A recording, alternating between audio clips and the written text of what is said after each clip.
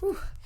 Yep, I guess you can say that's the bad abracadabra of Brake Magic, which is a very clever system, which I'll be explaining in this video today. But before we get into this video, I just want to let you guys know that I'm GP1000. This is my channel. I'm an F1 fan, just like probably most of you guys out there. And I'm going to be posting a lot of F1 content on this channel. So if you guys do end up liking the videos, just subscribe and hit that like button. You know, it really helps me out. So yeah, that would be greatly appreciated. But yeah, now let's actually get into the video. So I like to think there's 2 or 3 important parts of, of racing. Not even just F1, just any racing series. And that's the car, obviously, the brakes and tires, I guess like that's a category, and obviously the driver. And today we're going to be talking about like that second category, which is brakes and tires, because obviously you wouldn't be able to go and stop the car without those 2 important parts. So for an F1 car, like for at least for the tires to be, at a good working speed where you can go fast and, make the corners and stuff, a good temperature is between, I would say, 115 or 100 to 130 degrees Celsius is like that's kind of where you want to get your tires, to work at a optimized, range, I guess. But the way, because obviously if you just go out onto the grid, your tires are going to be cold, and that's not what you want. You don't want your tires to be too cold or even too hot. So because if it's too hot, you'll be drifting all over the place, and then if it's too cold, the tires will just be super stiff. It'll be very hard to make the corners. So that's why you want it at that perfect, sweet spot temperature right in the middle. So yeah, obviously if you're going to the grid, the tires are going to be cold. So one way, F1 obviously thought about that, and they made this thing called the formation lap, which is like a slow lap around the track, so you can get your tires and your brakes heated up. Oh, and that's another thing, your brakes, because it's the same thing basically. You don't want your brakes to be too hot, you don't want your brakes too cold, because if your brakes are too hot, you'll have another incident like, Sebastian Vettel at Monza 2020. To take more action, we have an issue on the left hand side, rear left. And Sebastian Vettel under pressure from George Russell, who wanted to get racing with the Ferraris. Oh, and Sebastian Vettel locks up, goes straight through the polystyrene blocks. And one would imagine that issue is contributing to the way that he couldn't treat those blocks as a chicane. Brakes failed. The brakes failed. Brakes failed. Oh dear, oh dear. You can see the left rear smoking.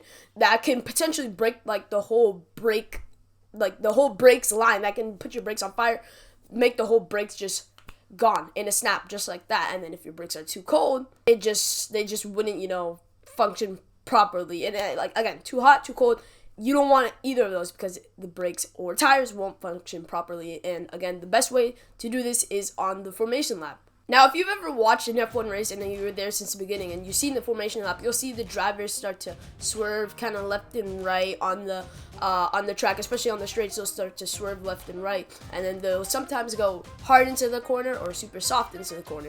Now, the reason why they go swerve left and right onto, especially on the straight, is to get the tires warmed up. Obviously, the friction and everything. Like, if you do this, your hands will start to, feel warm. That's like a tire hitting, it's like a tire going along a racetrack. The more, it goes, the more you do turns, especially, that just creates more friction, and that causes the tire to heat up. So yeah, when you get onto the grid, your tires are super cold, so you need to heat them up. Remember, you get 1 lap because you want your tires to be at the perfect temperature for the race. So you gotta kind of start swerving, but swerve carefully, because you don't want to get tire wear now, because these tires, these F1 tires at least, are very, they're not that durable. So again, you don't want to wear your tires out, and then boom, you'll just lose grip, and it will be very bad until you get to your pit stop, like your tire performance. So you gotta slowly swerve left and right to get your tires up to temperature, because the friction causes it to heat up. Now, if you don't know how a brake works, basically, I'll try and put up a picture for you, but if I can't, there's this disc kind of in the middle, and then you got your 2 pads on either side. You got a pad here, and there's like a whole brake system that basically, when you step on the brake pedal, the whole brake system kind of tells those pads, boom, squeeze on this thing, and that stops the wheel and stuff from moving. It's squeezing on it, because obviously if you basically hold something that's moving, it'll stop moving. So it squeezes on the wheel, or I guess I can't remember, I think it's the wheel, but it might be like this disc, and basically stops the whole wheel assembly from moving. So that's what the brakes does. But obviously if you do that, the brakes are going to get really hot because that thing was already spinning, and it's like friction again.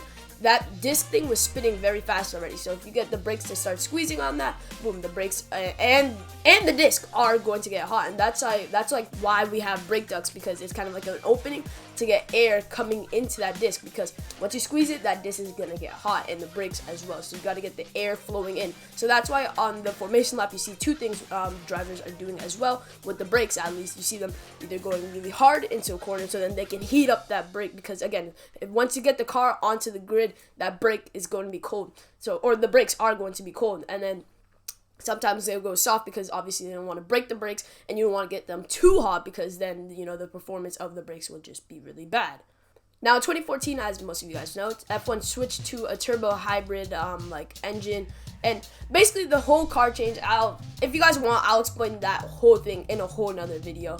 But it just made heating up the tires especially, and even the brakes, it just made it way more harder to do it in just that one formation lap. So Mercedes implemented and made this thing called Brake Magic, which most of you guys have heard, especially after Baku 2021, which was an amazing race, by the way. But I'm pretty sure after that race, we all know what Brake Magic was. And of course, it had to be Mercedes to do it, you know, with their little tricks. You know, we had DAS in 2020, which there might be a DAS 2.0. I'll put up a video on screen. There might be a DAS 2.0. So, you know, Mercedes always have something up their sleeve. And, you know, this thing is another thing that they had up their sleeve, the Brake Magic. So, to understand Brake Magic, you have to first understand brake bias, which is also, to word it easier, I'll just say brake balance. Alright, what's going on, guys? I'm doing a voiceover here because I feel like I explained this part very badly, but basically what brake bias / brake balance is that in a car there's a brake line, which is like the thing that controls all of the brakes, and obviously you have your two front brakes and you have your two rear brakes. So basically what it does is, or what, you know, brake balance does is, say for a road car, for example, that will take 80% for the front brakes and about 20% for the back brakes, because think about it as an 100% level balanced line. So obviously it's a front wheel drive. The front tires are spinning more. You know, they'll be going faster too.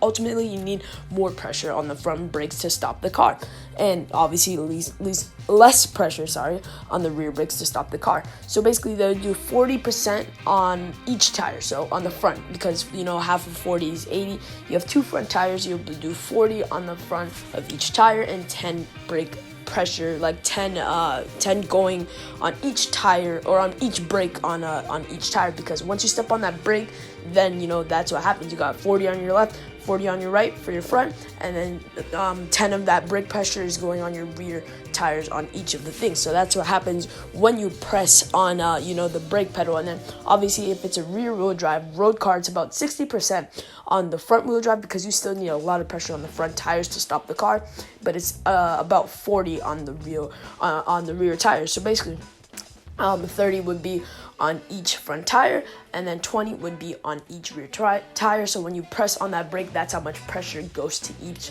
braking. Now for an F1 car, it's about 50 to 55, or I can't remember. I'm about to explain it in this section right here, but that's how brake bias and brake balance works.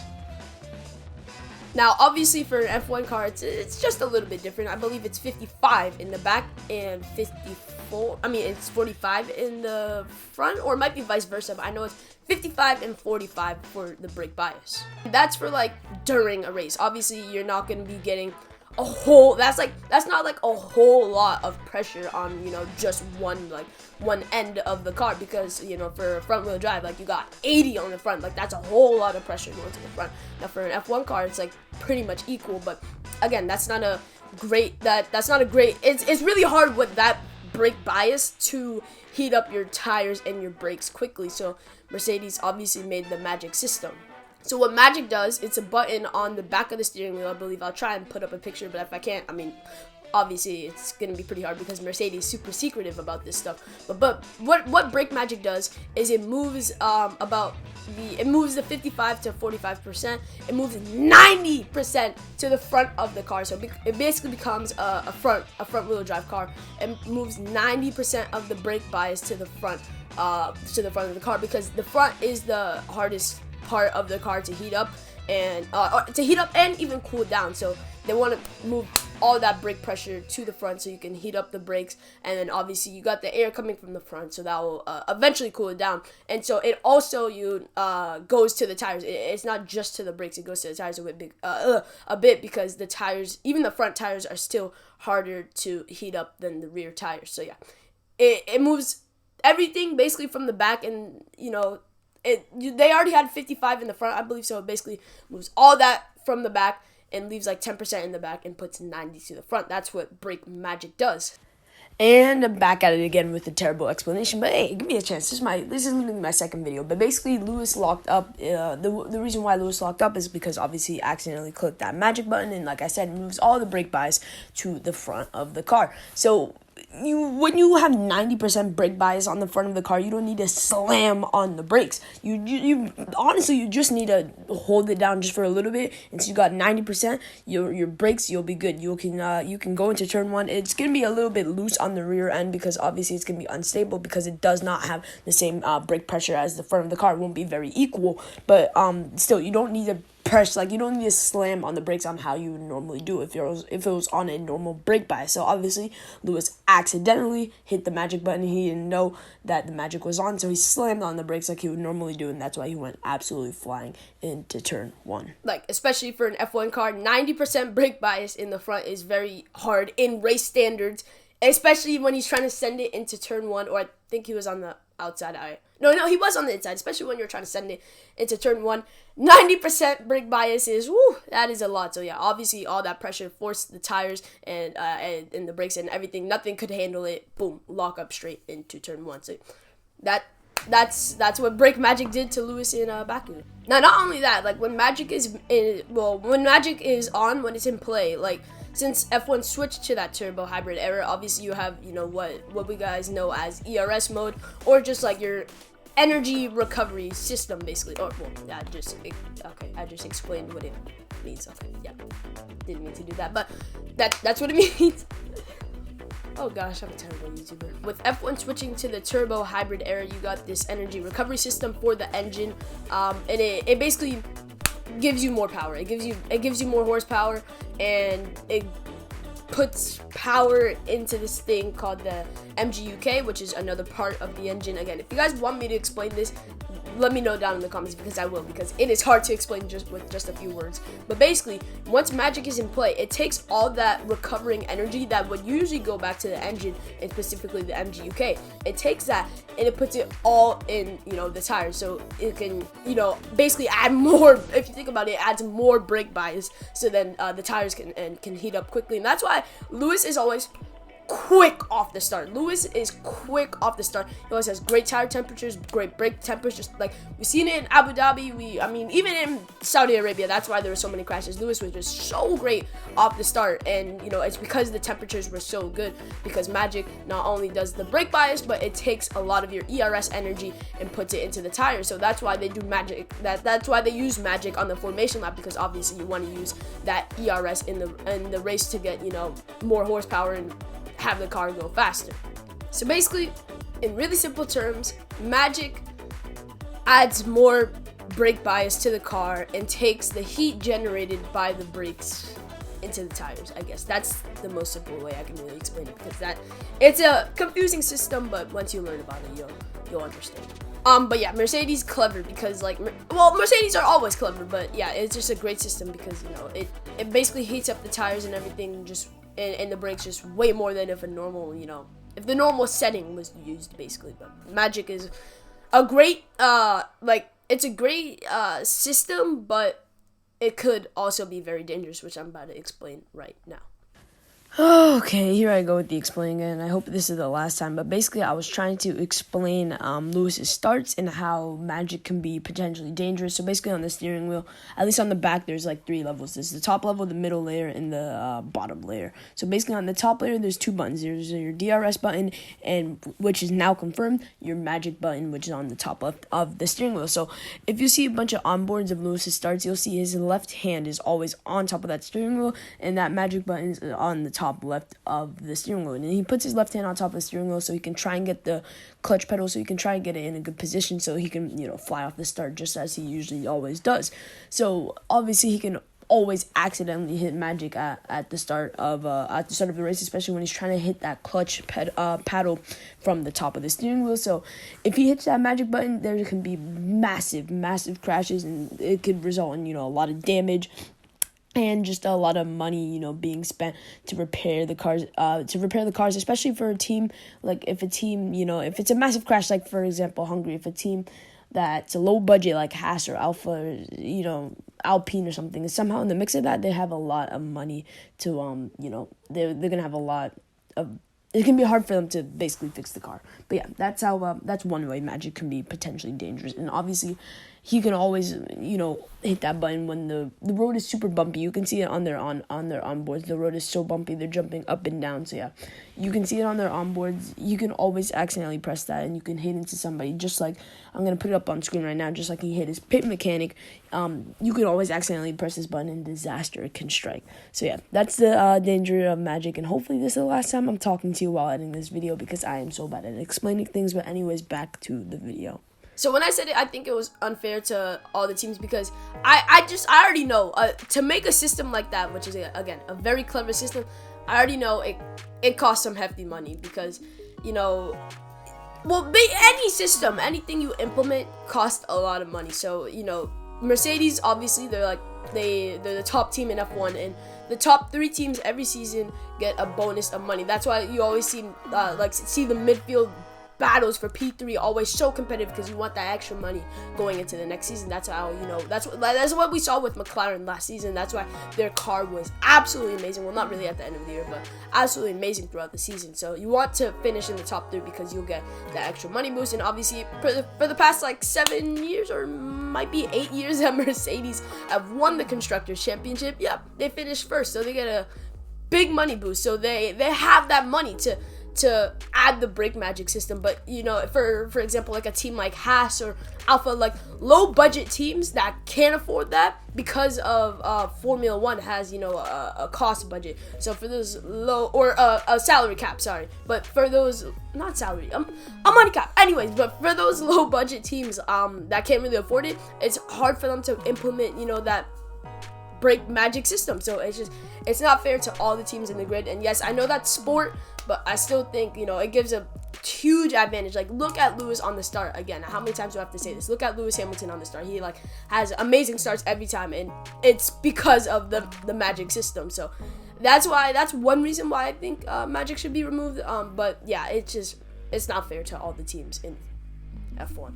And then, like I said 2 times already, it is dangerous, because especially you can see on the onboards, these drivers they're bumping like this, literally, and that's not even in F1, that's in any motorsport. These drivers are bumping up and down. Like when I went go-karting the other day on the straight, bumping up and down. So you can always accidentally hit magic, and especially wherever it is on the on the steering wheel, you can always hit it when you're bumping up and down like that. So you can accidentally hit it and then boom, lock up. You can go straight into the barrier, cause a huge accident, a lot of damage to the car. You'll have to spend a lot of money making a new car, or like Lewis did, I forgot what track, but he accidentally hit his mechanic going into the pit lane. He hit that the front jackman. So it's really dangerous, because again, it can cause a lot of damage or potential injury, because you accidentally hit that button. And it's dangerous.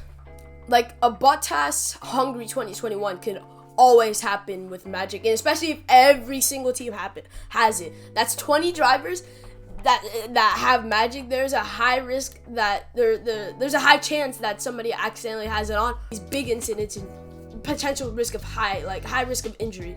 But if you don't give those teams it, it's not even fair. And plus, most teams don't have the money for that. And yeah, it's really dangerous, and it's not fair to all the teams.